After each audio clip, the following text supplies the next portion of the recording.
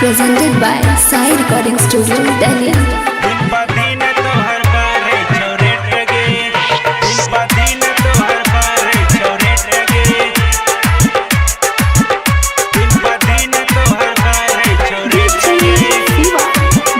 Presented by Sai Recording Studio, Delhi.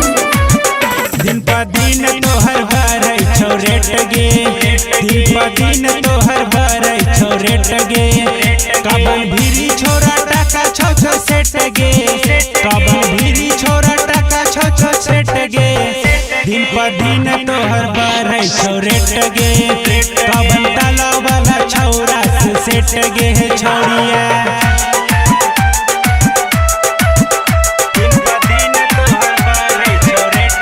Presented by Sai Recording Studio, Delhi.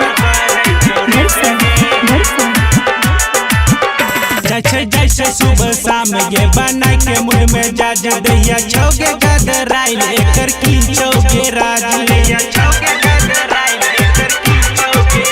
जैसे जैसे सुबह शाम ये बना के मुड़ में जाज दैया छौगे गदराइल एकर की चौके राज होठे लाले लाले लगो चॉकलेट गे, होठे लाले लाले लगो चॉकलेट गे, दिन पर दिन तो हर बार छोरेट गे, कब ताला वाला छौरा से सेट गे है छोड़िया।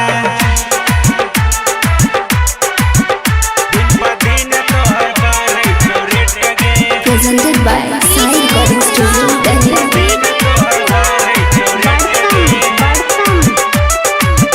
पूछो पुछानी एगो बात कहाँ काटे छे रात कहिया लगबे के छोड़ी बोला गौतम के हाथ। पूछो पुछानी एगो बात कहाँ काटे छे रात कहिया